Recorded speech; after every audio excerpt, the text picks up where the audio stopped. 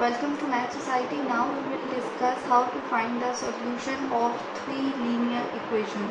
As in these three equations, there is three unknown variables, which is x, y and z. So we calculate the solution of these linear equations by using the Cramer rule. First of all, write the equations in a matrix form. First of all, write the matrix of the coefficients of the variable. As there is -2, the coefficient of y will be -1 and here -3. And in the second equation, the coefficient of x is 2, -3, 1. And in the last equation, the coefficient of x is 2 and the coefficient of y is 0 and the coefficient of z is -3. Here is a matrix of the coefficients, and write a column matrix of unknown variables, which is x, y, z. And here is a constant terms column, which is 3, -13 and -11. So if we suppose that this matrix is D matrix and the column matrix of unknown variable, if we suppose a matrix X, and the constant terms column matrix we suppose a matrix C. So we can write as dx, which is equals to, have to calculate the determinant of the coefficient matrix to check out that the solution of these equations is possible or not. So as we already discussed how to find the determinant of 3 by 3 matrices, as I also dropped the link in the description box. So to solve it, I just expand to the first row.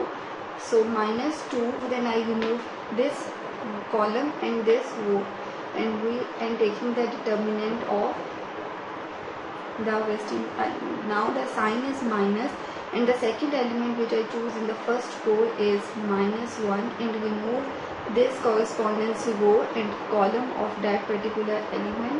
2, 1, 2, -3. And similarly the sign is plus, and the last element of I choose the first row is -3, and the resting elements, if I remove this row and column, then 2, -3, 2, 0. Now it's time to solve it. -2, multiply the diagonal elements, so it will be 9 minus 0, it will be +1, and multiply again diagonal elements, it will be -6, the sign is minus, multiply the other elements, which is 2, -3, similarly 0 plus 6, so it will be -2, 9 plus 1 into -8 -3 into 6, so it will be -18, -8 and -18 again, which is equals to -44, and this is not equals to 0. So it means that it is not singular matrix and its solution is possible. So by Cramer's rule, we have to calculate the value of x, the value of y and the value of z. So it says that dx with determinant divided by the determinant of the coefficient matrix. Similarly, dy determinant divided by determinant of d, and similarly dz determinant divided by determinant of d. As we discussed what is dx, dy and dz. We find dx, so we just replace the x column with the constant vector. So we have 3, -13, -11, and the other matrix of d remains same, which is -1, -3, 0, -3, 1 and -3. Similarly, we have to find the dy, as we just replace the y column with the constant matrix, which is C. So we write the remaining matrix same. Replace the y column, which is 3, -13 and -11. Write the D matrix as the x column, and this is the y column, and replace the z column with the constant matrix, which is 3, -13 and -11. Now we have to calculate the determinants of these three matrices. As I expand this with the first row, as the first element is 3 and remove the end column of this correspondence element, so I left with minus 3, 1, 0, minus 3. The sign is minus and the other element of the first row is minus 1, and remove the row and column of this correspondence element, so left with these four elements, which is minus 13, 1, minus 11, minus 3.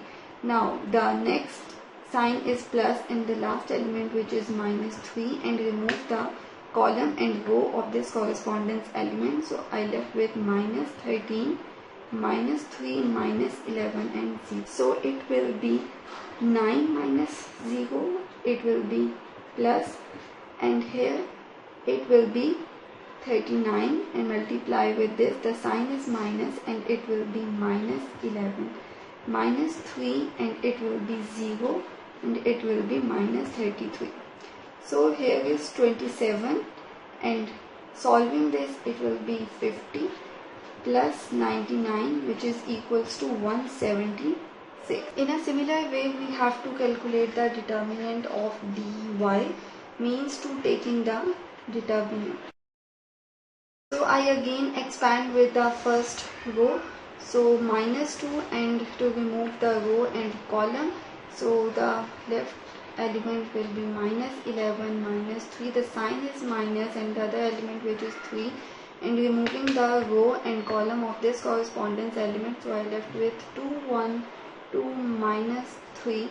Again the sign is plus and the element which is minus 3, and the remaining, to remove the column and row of this correspondence element, it will be 2, minus 13, 2, minus 11. Now to solve it, as it will be minus 2, and multiply these two elements, it will be 39, and the sign is minus and it will be minus 11, minus 3 into minus 6, multiply this and the sign is minus, it will be 2, minus 3. To solve this, it will 22 and plus 26. So to solve this, it will be minus 2 and 50, minus 3, it will be minus 8, minus 3 into 4, which is equals to minus 100 plus 24 minus 12, and the final answer of this determinant is minus 88. Now time to find the dz determinant. As I expand it with our first row again, so it will be minus 2, and remove the row and column of this correspondence element, so the resting element is minus 3, minus 13, 0, 11. The sign is minus and the other element, which is minus 1, and remove the row and column, so it will be 2, 2, minus 13 and minus 11. The sign is plus and other element, which is 3, and remove the column and the row and the other elements, which is 2, minus 3, 2 and 0. Now it's time to calculate. As to solve this, it will be plus 33 and it will be plus 0. Here is 1, and it will be minus 22 and plus 26, and it will be 3, it becomes 0, the sign is minus, and again with minus it will be positive 6. So which is equals to minus 2 into 33 plus 1 into positive 4 and plus 3 into 6. So it will be minus 66 plus 4 plus 18. So the final answer, which is equals to minus 44. But so basically we have to calculate these values. So put the values. What is the value of the determinant of dx, which is 176, and the determinant of d, which we calculate as, which is minus 44. So it will be minus 4. Similarly, we have to calculate y. So the determinant of this, it will be minus 88, and the determinant of d, it will be minus 44. So it will be positive 2. Similarly, we have to calculate the value of dz, which is equals to minus 44, and the determinant of D, which is again minus 44, which is equals to 1.